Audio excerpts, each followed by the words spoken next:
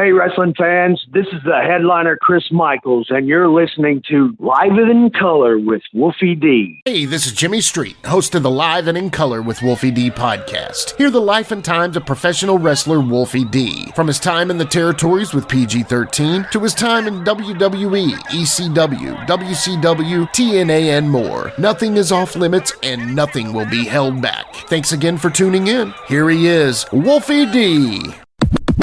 Ladies and gentlemen, welcome one more time to the Live and in Color with Wolfie D podcast, and today we have an amazing guest. He is the headliner, Chris Michaels. Chris, how you doing today, buddy?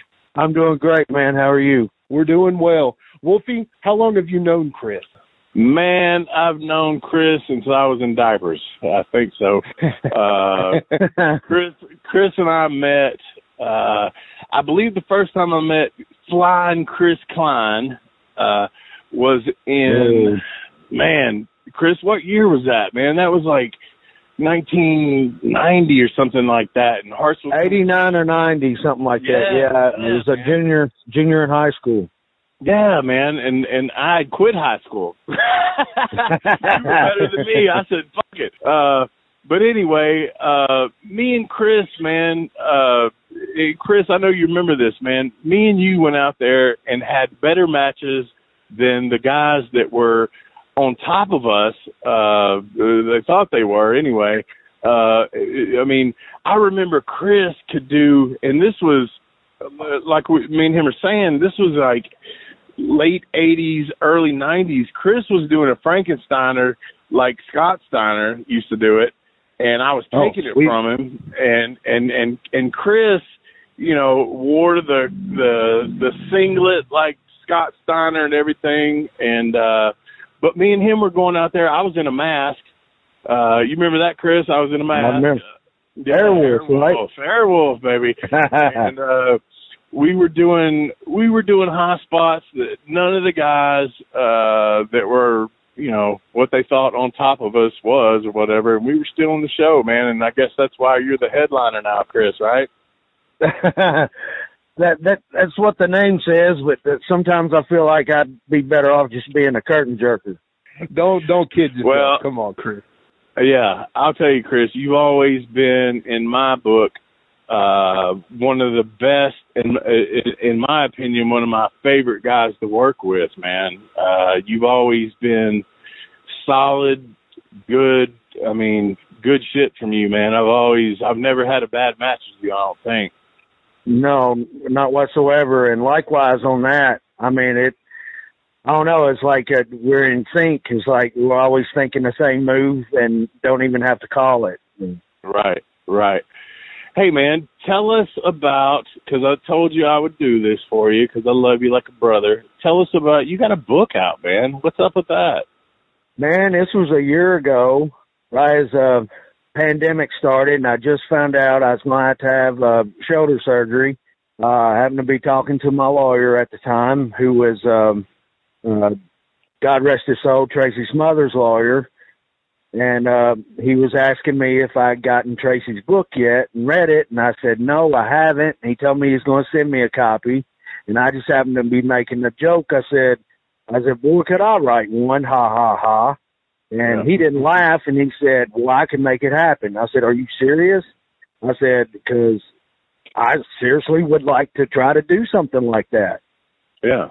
And he said, yeah. And he told me to just start writing stuff down on a notebook, with a notebook and a pen and paper and go. And he hooked me up with the independent author, and he's done several books. He's done Tracy's book, and right now I think he's working on a book about Wahoo McDaniel. I know he just did one on Chris Candido and some other wrestling-related stuff.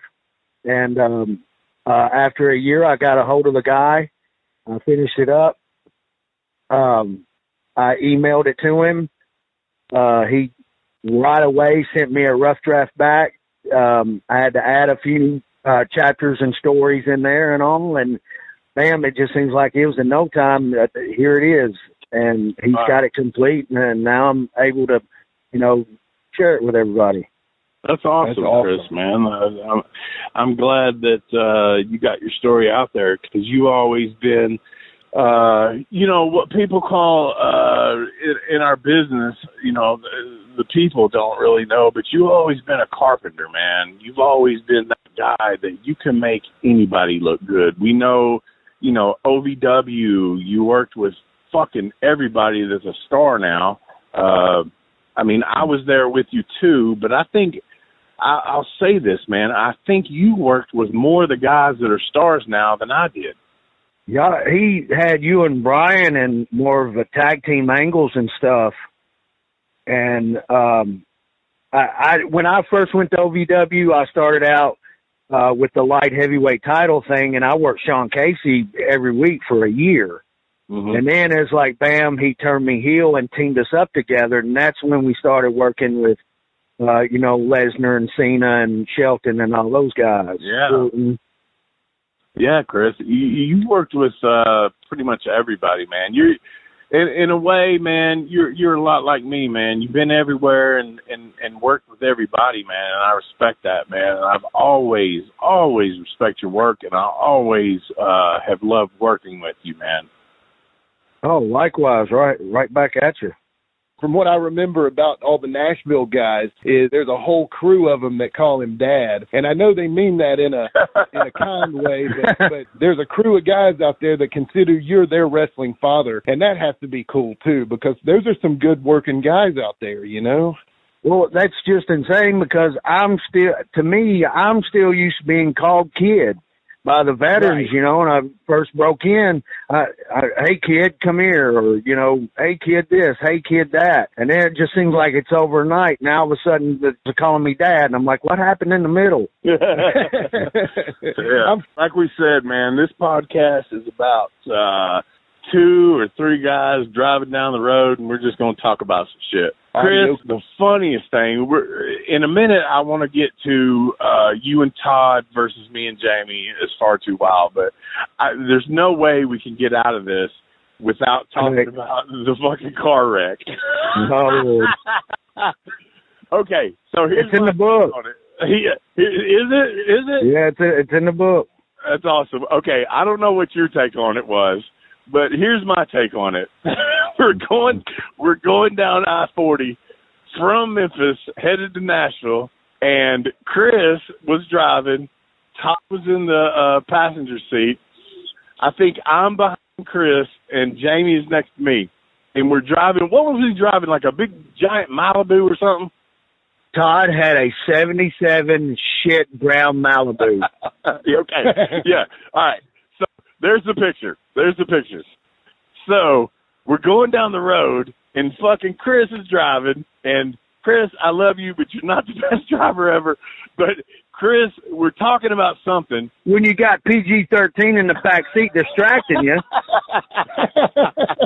Okay, so Chris turns around, and he's legitimately, like, looking in the back seat, talking to me and Jamie. Next thing I know, we are in you got the passing lane, you got the driving lane on the right there. We are in the right lane, fucking 10 feet from a semi-truck.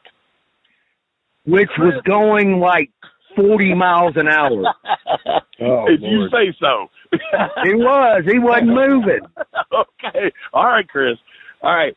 So Chris is turned around legitimately with his arm on and this is bench seats in the front and, big car.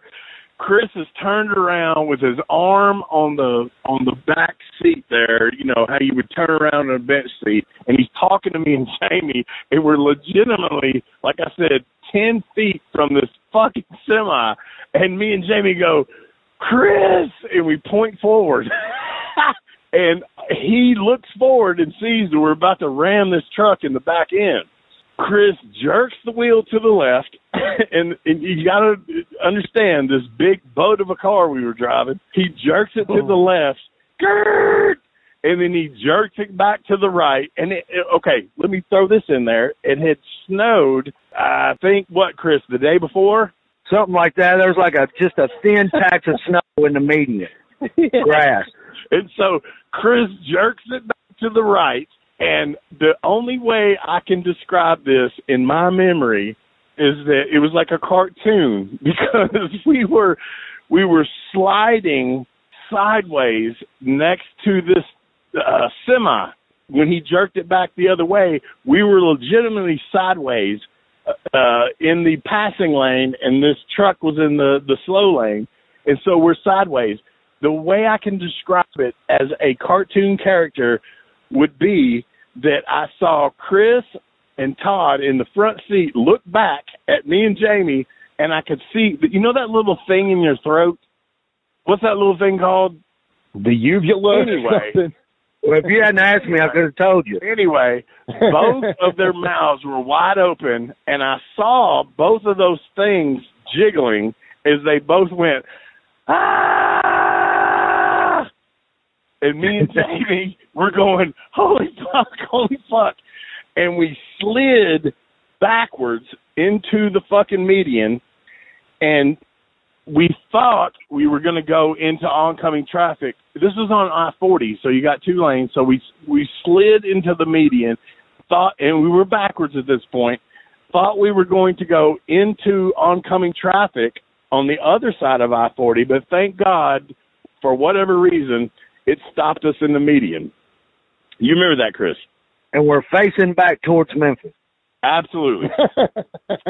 So then, all of a sudden, because we had just passed an overpass, and we're like, holy fuck, we're fucked. And we weren't doing any drugs or doing any drinking or anything like that.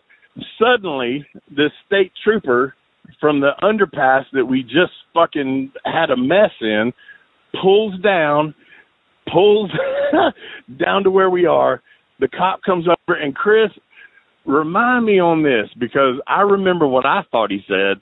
And who did he get out of the car? It was either you or Todd. I'm thinking it was Todd, because didn't Todd make me switch places with him?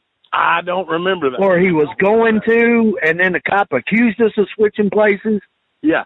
Here's what I remember, is I rolled the window down just a little bit. Me and Jamie, like I said, we're in the back seat. And I remember the cop saying, are y'all on drugs? and somebody said no or something like that. And I looked at Jamie. He said something like, are y'all blowing snow up my ass? And I looked at Jamie and I said, the cop just said they're blowing snow up his ass. and I don't remember, but he let us go. I mean, that was the funny part. But he told us that he said he was going to go finish up what he was doing. He told us to stay right there. Yeah. And then like an amount of time it went by, and Todd said, "Fuck it, let's just go." So we took off. Yeah, that's so funny, man. That's so funny. And I don't doubt that. And there's parts of my stuff that I don't remember, but I do remember I had the window cracked, and I looked at Jamie and I said, he just told him he's blowing. He's blowing. I wish I remembered that part. He said, I'm blowing snow up your ass, but what he really said was, stop blowing smoke up my asses and stop lying to me. But I thought he said, stop blowing snow up my ass.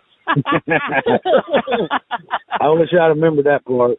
That was funny stuff, great, man. But I swear to God, all I remember about that is we were legitimately sideways on the road next to a semi, and y'all were looking back, and I swear I saw that little thing in y'all's throat dangling and wiggling and shit. That's what I remember, man, like Scooby-Doo or some shit.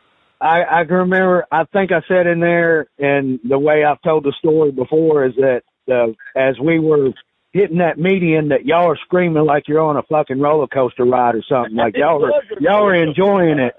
It was a and I thought we were dying. Yeah, it's lucky we didn't, man. It's funny as fuck, man. Anyway, all right. So we've covered, man, just when I met you, and man, me and you, honestly, and I've still got pictures of it in a big tote in my house of you and me in Hartsville, Tennessee, when we were Chris, I started training with Jitsu when I was 15. I think I had my first match at 16, 17, something like that. You started at the same age, correct? Right. And who trained you? It was right here in Franklin, Kentucky. A young girl by the name of Carol Crockett had moved here from Texas, and she happened to be in my homeroom. And I never had the courage to talk to girls, so I don't know how. I can't remember how I ended up in conversation with her. Mm-hmm. But she ended up telling me her dad was a professional wrestler and that he was going to open up a wrestling school here in town. I said, well, I'd like to talk to your dad. And so I hit my mom up immediately. I'm like, what are the odds of a pro wrestling school coming to this small town, Mom? Yeah. And I took it, that was my sign from God, and went and met her dad and all that and started at his school. Now, there's another local here, an older guy by the name of Bruce Swayze. Yeah, who, I remember him. I think he wrestled back in the 60s and 70s. He had a little bit to do with it, but luckily for me, a lot of guys passed through there just to help out and knock some ring rust off. I'm Dutch Mantell, of course, yeah. Tracy Smothers, Rex King, Steve Dahl. Several guys came through there and worked out with us a lot. Right. Tracy worked out with me the most, and there's another guy by the name of Eddie who I had my very first match with there in Hartsville. Can't remember his last name for nothing, but he went by the name of Screaming Eagle. I remember him.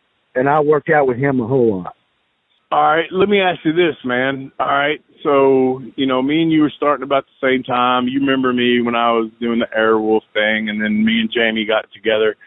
Tell me, because what we're doing here is putting the timeline of PG-13 together, and and you were a major player in me and Jamie's career. What were your first impressions of me and Jamie, and what'd you think about the gimmick? And just talk about how me and Jamie got together, and then the Far Too Wild thing, you working with us. Let's skip me and you being, in Hartsville, just working against each other as kids. Let's get into us on TV and what that meant to you, or what you thought of us, and blah blah blah. Well, before me and Todd, Eddie Marlin was booking me on some stuff because he was running. I was living in Glasgow, Kentucky at the time, and he was running the Armory there once a month, I think. Yeah. And I guess he had found out about me and was using me locally, and I would help put up posters and so forth. Well, then he started booking me on some of the Memphis stuff. Mm-hmm. And I'm pretty sure, on a lot of the shows, he would tag me up with different ones against you guys, like Danny Davis. And I think one time I teamed with Jackie, and different ones against you guys, which, I remember Jamie from the Dale Mann days and traveled with him. So, to me, Memphis was the be-all, end-all. And, watching my heroes, Jerry Lawler and Bill Dundee and all those guys, now here I am in the locker room with them. Well, I'm just kind of overwhelmed and feeling like a fly on the wall. But, if I'm around you guys, then I was a lot more comfortable. And I'm like, well, if they let us wrestle a match like we did in Hartsfield, then bam, we got this. Right. So I was always comfortable working with you guys. And then I think I was teaming with Todd for Dale Mann and all that. And then we started working for Burt Prentice in Indianapolis on Thursday night. Well, we had took some tag team photos there and sent them to Eddie Marlin. Well, Eddie then ended up calling me and said they wanted us at TV the next week, which it took me a minute to convince Todd I wasn't ribbing him. Yeah. But and then they stuck us with you guys right away. I mean, that part, if we could have just done the ring stuff, I would have been great and okay. It was the handling TV and being there and all that. I just wasn't mentally or prepared for it. To me, I was too young. That was my first taste of TV and all that, and I just couldn't take it. Yeah. And I understand that, man, because we had that little run there. You know, they had us guys. We swapped the tag belts a couple of times, and then I don't know what happened. Now all of a sudden, Todd wasn't there one week, and then I'm told I'm defending the tag titles, and they stuck me with I think it was Spellbinder. okay. For one night. It was like he was my temporary partner, and we lost the belts to the Bruise Brothers, and then we were left off TV a week, and I'm thinking we was done, and then Eddie Marlin called, or no, it was Randy Hales. I think a week or two had went by, and I was done prepared trying to get bookings. I was calling Shelbyville, Tennessee, and all that. Right. And then Randy Hales calls and says, we're going to put y'all back in angle with PG-13. And if you remember, business wasn't good for Memphis then. Right. It was like bottom dollar nights, even for the Coliseum and stuff. Right. And I remember us digging change out of Todd Malibu trying to find money for Happy Meals. And plus his car was a gas hog. And I wasn't thinking long term. I was thinking I need to make better money now. Right. And I wasn't thinking TV exposure going to help me out down the road if I just hang tight. I'm thinking, well, I can work Shelbyville on Thursdays, work for Shelby Adcock on Fridays and Saturdays, and day on Sunday. That gives me 4 or 5 days a week, and I'm home every night. Right. And I was thinking short term then instead of the long term, which if I could go back in time, I'd have showed up at TV that next week and continued the angle. Right, right. But the thing was, man, that was kind of me and Jamie's, man, it was one of our first good angles against you and Todd. I mean, we had great matches. Obviously, I don't think that I'd ever worked with Todd before that, but obviously I'd worked with you. Jamie had worked with you, and it just all worked as far as, you know, because we were an undercard tag team feud or whatever. Spartan Wild versus PG-13. It was good. It was really good. But, you know, it was what it was. You know what I mean? But like I said, I've always considered you a major, major talent, Chris. I've always loved you to death. And like I said, you know, we started together and things like that. You remember the match, real quick, you remember the match at the Memphis Coliseum? It's supposed to have been no holds barred or whatever, and nobody said nothing to us, and we were up in the stands fighting and all that, had people going nuts, and then they tell us we're fined after that. Oh, yeah. Yeah, they did funny stuff to us back then. It was funny. That was before like Randy took the book, and because once Randy took the book, and for us, I know not for you, and I don't mean this in any way, but for us, I mean, we could do whatever we wanted. Randy helped us out, and then we had the good feud with Tommy and rock and roll and all that stuff. But, you know, the Eliminator feud for us was great. And then in between there, you know, we wrestled you guys, which was good. And, God, I'll never forget Todd Morton suplexing me on the concrete floor with no pad, and I'll never forget him for that. But we had good matches, man. We had great matches. And honestly, do you remember, man, and I don't know where it's at. I've probably lost it. Do you remember I drew a comic strip of me and you having a wrestling match? Do you remember that? Yeah, I do. Yeah, and I don't know what happened to that, but I was so involved, and that's like I said, when I first got started, you know, you and me stole the show. I mean, there's no doubt about it. Those guys that were the wannabe wrestlers in the area, they could not follow us, man. Even though we were 15-year-old, 16-year-old kids, they could not follow us. And Jimmy, this is just kind of talking to you. I drew a comic strip of me and Chris having a match, and it was really cool. And I don't know what happened to it, but it was really cool. And I always enjoyed working Chris because Chris, to this day, can still fucking go where I can't. My body's 100%. too beat up, and he survived it. And man, my hat's off to you, Chris. You You've always been a great worker. I mean, I know you can teach people, and man, my hat's off to you, man. And I thank you for coming on here. I totally thank you for coming on here. You're my friend. Let's take a quick time out and get a word from one of my dope-ass sponsors, and we'll be right back with more Live and in Color with Wolfie D. Hey folks, to get your official Live and in Color with Wolfie D merchandise, go to prowrestlingtees.com/live Wolfie D. Check it out.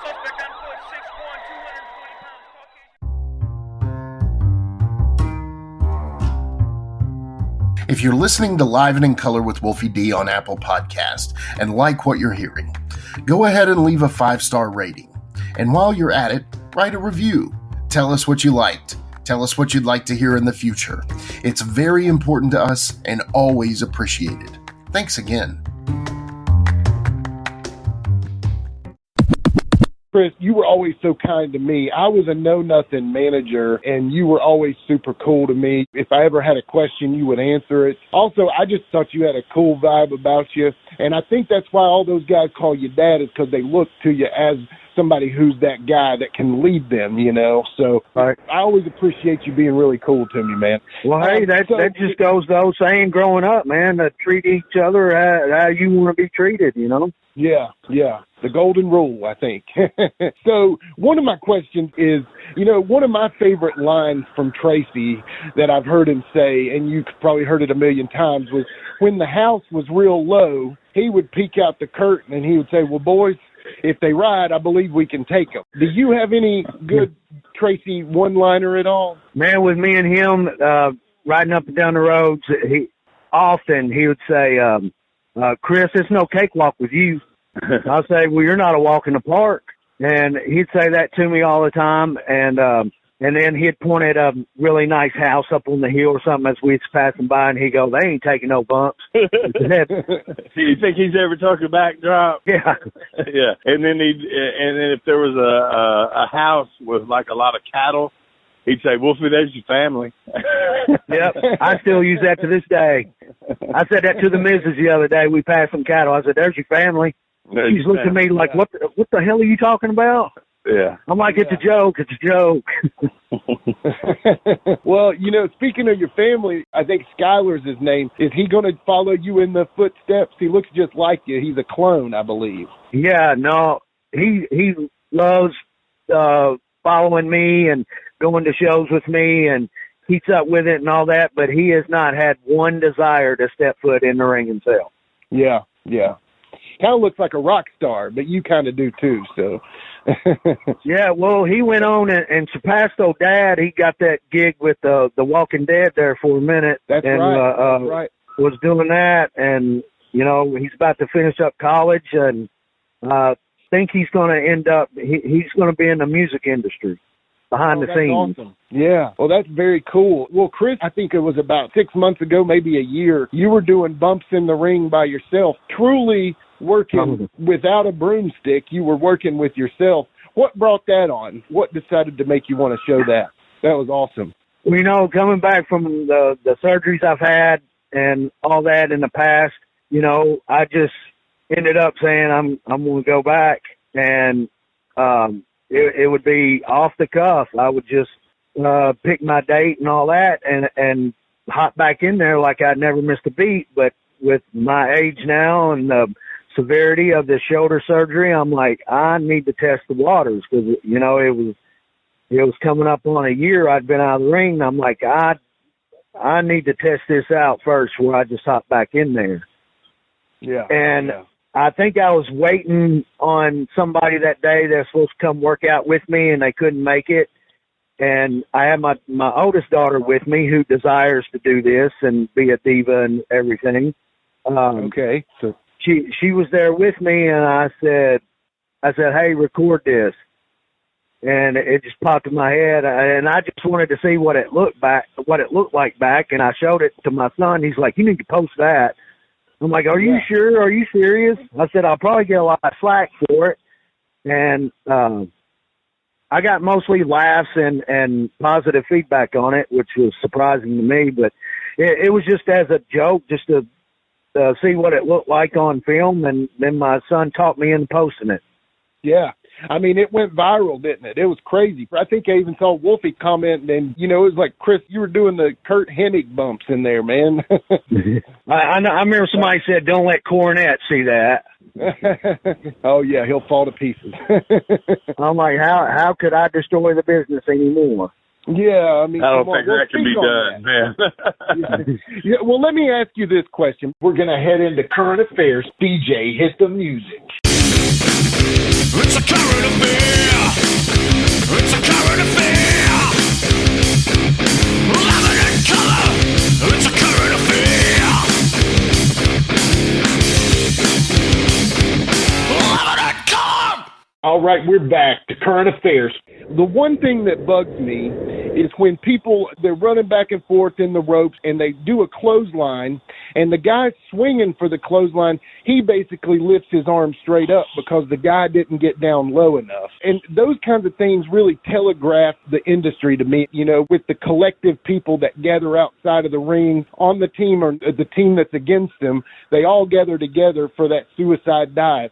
Stuff like that bugs me. Do you see that, and does it bug you as well? Well, today's generation, I guess you want to say, or today's fans or whatever, what they're watching on TV is what they think pro wrestling is now. Yeah. Because they didn't grow up on what we grew up on, and so they don't know any better. So, right. The dives and the flips and the carny stuff, the cosplay, all that's what they think true pro wrestling is now. And to me, it's a shame, but to me, I don't think there's anything that could be done about it. It was hopeful that this Tony Khan guy coming up with a new thing, and and it ended up being more of a shit show than we was already watching, in my opinion. Right. But right. Just the timing on little stuff like that, like you said, it was a clothesline and all that. That's not even taken into consideration now. How far can you dive? If I can jump in, I think that is just poor training. Because Chris, you know me. If I tell you to duck something, I'm not throwing it high. You better duck. You know what I mean? Yeah. Because that creates a problem. If I throw it high and you don't know what I'm saying, then it's going to be a botched ass bullshit. You know what I mean? So if I throw it where it's supposed to be and you don't fucking understand that, I'm still going to hit you and we're going to be okay. Right, right. And I just think that's where a lot of this has gone wrong, man. It's just like, no. It's like, do it like this. There is a formula that works, and I've said this 1,000 times, Jimmy. You've heard me on here. There's a formula that works, and it still works. And you can go away from that a little bit just because it's a new generation, and yes, it is a little different product, but there's still a freaking formula that works. And yeah, absolutely. And going back on the training thing, you just got trainers now that don't have no business training. No, but they need more themselves. And that's been happening since, Chris, since me and you were getting in. There were people training people that had no idea what they were doing. So, it basically started back in the early 90s as to where in the 80s, 70s, it was a secret society, and Tojo would beat you with a stick until he thought that you were legitimate. You know what I mean? It's like, now it's just, okay, my old buddy Johnny up the road, he works here at LMNOP-QZ Wrestling, and, he showed me how to do an arm drag. No, I'm sorry, that does not work. That does not work. You've got to be trained by somebody that knows. It's like I've always said, if you're a football player, do you want to be coached by somebody that's been in the Super Bowl, or you just want to be coached by somebody that coached elementary school? You know what I mean? So it's all that, man. It's changed so much, and yes, there are credible schools. I had one. I let Chris take over mine. He taught him good. the Dudleys, Gangrel's got one, and then I guess there's NXT. I'm not really sure because, like I said, I don't really keep up with it anymore. But there are people that can teach you, but it's not your buddy Johnny up the road that wrestles at the fucking flea market. I'm sorry, it's just not him.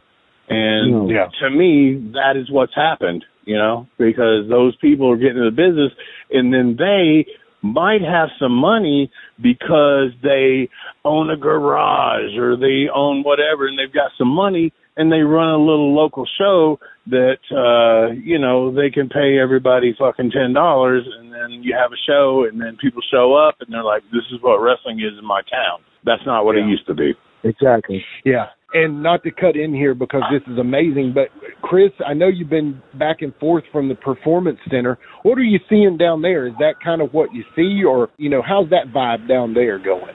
Man, I've been twice now, and it was a little structured different than the second trip.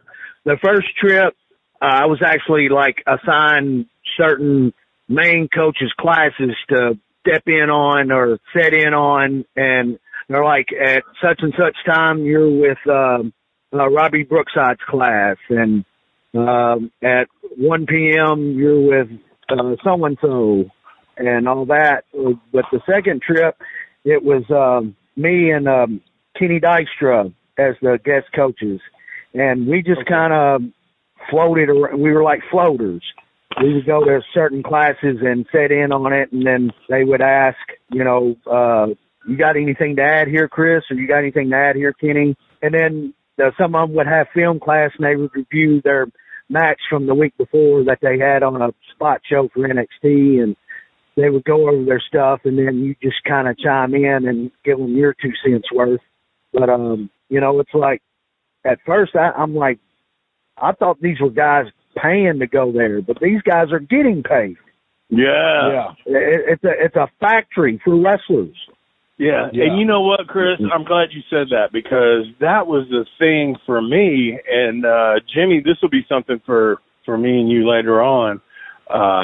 And Chris will attest to that because he was there with me. OVW, when I first started doing the Slash gimmick, I called Cornette because he had got me and Jamie in there as a Nation Domination, blah blah blah. So I had that rapport there, and I said, "Hey Jimmy," and this is when I had that car wreck where I got ejected and all that bullshit. So I called Jimmy and I said, "Man, I've changed my shit." I said, "PG-13 is not for me no more," because I honestly felt that I'd outgrown the gimmick. The gimmick was two young kids that were stealing hubcaps and hitting people in the head with them.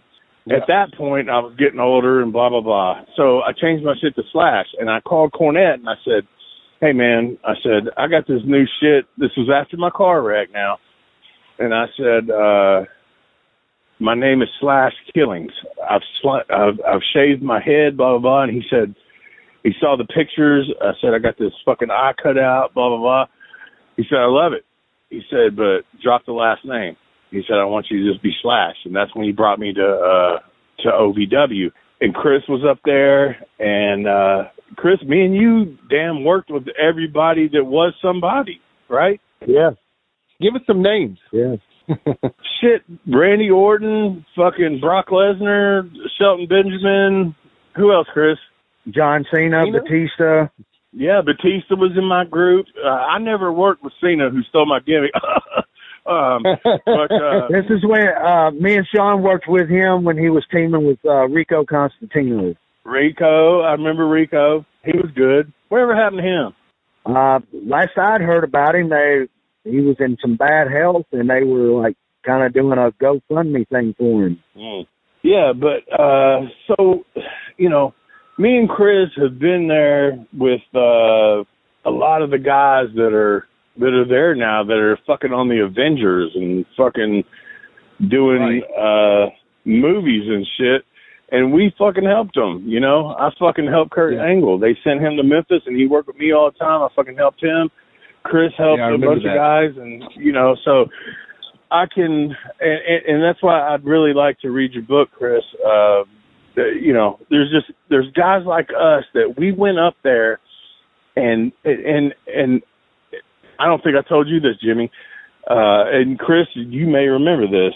I rode a Greyhound bus every fucking Wednesday to Louisville, Kentucky. Jimmy Cornette would send somebody to pick me up, and I'd go and I'd do the show. I'd spend the night with him, and then my wife would pick me up the next night. That's how much I wanted to be a part of the shit. I rode a Greyhound fucking bus to Louisville, Kentucky to be a part of OBW. I remember that. And OVW was kind of the beginning of that. The OVW was like the OVW in Deep South were kind of the beginning of what NXT became, or FCW then NXT. So, I mean, to know that you're on a Greyhound every week to get on that show, I mean, that's... My point in that is that I knew that Batista and Chris, you can probably help me out, Rico, a few of the others were getting paid by WWE to be there and getting paid to live where they were living in Louisville, and I was paying for my Greyhound ride to go up there and work with these guys and not make much to try to get my shot back in WWF or E or what the fuck it was back then. So, yeah, Chris can probably help me on that. You know who was getting paid, and that's what made us, you know, like me and Chris, we were like, what the fuck? You know what I mean? It's like... Yeah, back then, that's 20-some years ago, and I think they started Brock Lesnar out at like $250,000. Yeah, and me and you are fucking traveling. Like I said, I'm on a Greyhound bus from Nashville to Louisville every fucking Wednesday and then staying the night at Cornette's house and going back. And, you know, these guys are getting paid, and they couldn't work a lick, you know, and no knock on them. I mean, God bless, you know, Batista. He's, you know, the Guardian of the Galaxy now or whatever, but fuck, back then it was like, fuck, man, I've been in this business for how many years now, and they're not paying me. I'm riding a Greyhound bus, and this motherfucker's getting paid for something that he doesn't even want to really do. That's what got me hot. They were talked into it. Yeah, absolutely, they were talked into it. And another crazy thing is, like, you remember BJ Payne? Yeah. I think he had a developmental. I remember he's asked me, he's talking about me and Sean. He said, y'all are on deals too, right? I'm like, no. He said, y'all don't have deals? I'm like, no. He said, I thought this whole time y'all were signing. I'm like, no. I'm making some chump change come up here. Yeah. They were using us to teach these guys for free, basically. I mean, I got to stay at Cornette's house and hang out and whatever, but I wasn't making any money in the long run. I mean, we'll talk about that in later episodes, Jimmy, what Jim Ross told me, and I kind of screwed that up. But at that time, that was and Chris will, I'm sure, agree with me on this, that we were pissed because we were the guys that, you know, watched wrestling all our lives, wanted to be in it, and then they're going out there taking guys like Batista that didn't give a fuck and hated wrestling, and we're paying them, and I'm riding on a Greyhound bus. So that's my take on that. Yeah, like, I don't know, like, if you watch the TV episodes week after week back, like, I think somebody made me copies, and I'm like, shit, I got a hell of a push there, actually. Yeah. Like, I was there more than what I thought I was in consecutive weeks and was in angles and all that stuff, but you're like, man, that did my career so good, but you're like, man, I could have been so much more. Yeah. I thought, and then the other thing I think that hurt, I don't know if you was there at the very tail end, but it was when they had the WCW buyout.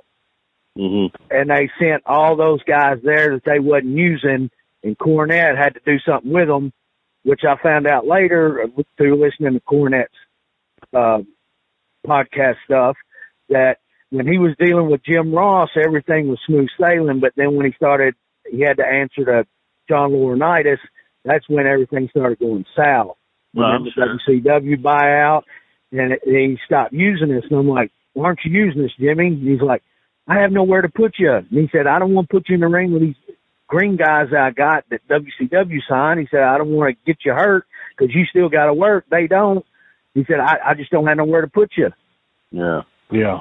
And Yeah. we were like just shoved out the back door. Yeah, that's kind of how it was back then, man. And the guys like me and Chris that had dedicated our lives, our childhoods, and everything to the business. That's what the business did to us, and I honestly think that's a great way to end this show, Jimmy. I don't know about you, but yeah, it'll eat you up and it'll chew you out, man. Well, you know, kids, that's a great lesson to write down and learn there. One of the ways that you can learn part of this story, tell us where they can find your book, Chris. Right now, it's on Amazon, and I'm told that other than typing in my name, you have to type in the name of the book, which is Indestructible, and you'll be able to find it. I just bought 2, actually, so I'm going to send Wolfie one. Oh, nice. Thank you. Yeah. Yeah. And I'm putting out there on my social media, if you want one signed by me, you can order through me, and they can PayPal or Cash App, and I'll sign it, and I'll mail it right out to them. Which, of course, it's a few more bucks for the signed copy. Of course, but you get that autograph. And trust me, that's one you're going to want in your collection. Tell them where they can find you on social media. I have your 3 major forms of social media. I have Facebook, Instagram, and Twitter. I think the Instagram's under Chris Michaels 73. Facebook is just Chris Michaels, and Twitter might be Chris Michaels 73 as well. Okay, all right. And if they type in Chris Michaels, they'll see you. I mean, that's pretty given. I know that. Yeah, I'm pretty easy to find. Well, Chris, we really can't thank you enough for being on here and sharing part of your story. Everybody go buy that book. Like he said, it's named Indestructible. Like I said, I can't wait for Prime to drop that off to me because I'm going to burn through it. So I'll make sure and let the people know how great it is once I've read it, and we'll push that on the podcast as well. Okay, Chris? Thank you so much, man. I'm truly grateful. My pleasure, brother. Yeah, Chris. And Wolfie, do you have anything Hey, man. else? I just want to tell Chris I love him to death, man. I love you, Wolfie. If I got a tote here full of pictures, and I'm gonna go through them. And because what we do on this is we kind of preview every podcast. So if I can find some good old pictures of Flying Chris Klein against Airwolf, I'm gonna post those. I did come across a picture of me and you not long ago. I think it popped up on my timeline from us when we did that meet and greet thing at the Nissan Stadium.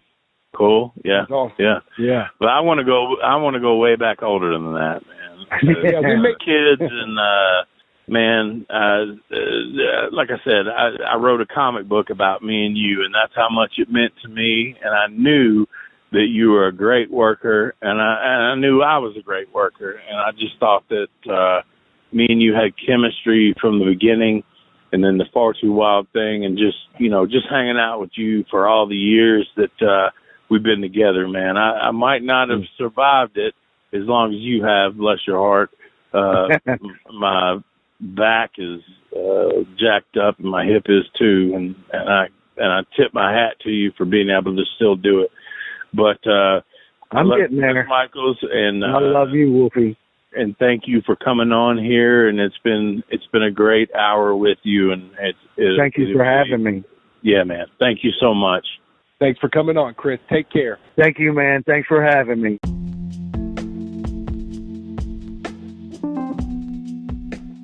And now a word from our sponsor.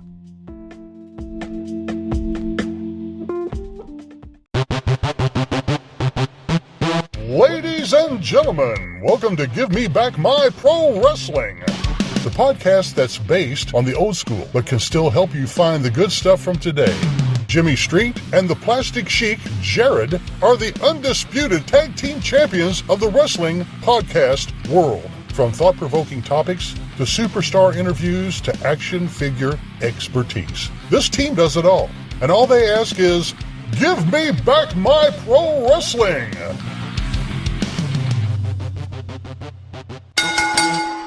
Every other Thursday, wherever you listen to podcasts.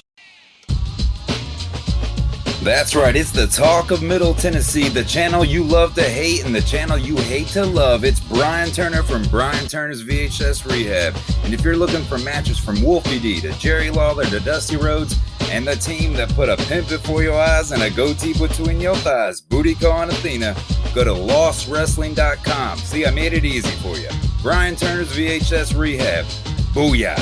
Join me, Gene Jackson, for the Jackson Interaction Podcast, where I'll be doing one-on-one interviews with people from the world of professional wrestling, as well as stand-up comedy.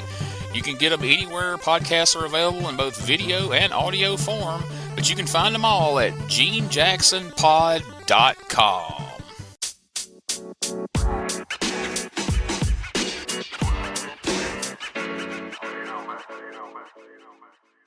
So that was another great episode. Hey, Wolfie, tell them where they can find you on social media. Jimmy, they can find me in the club, bottle full of bub. I'm just kidding.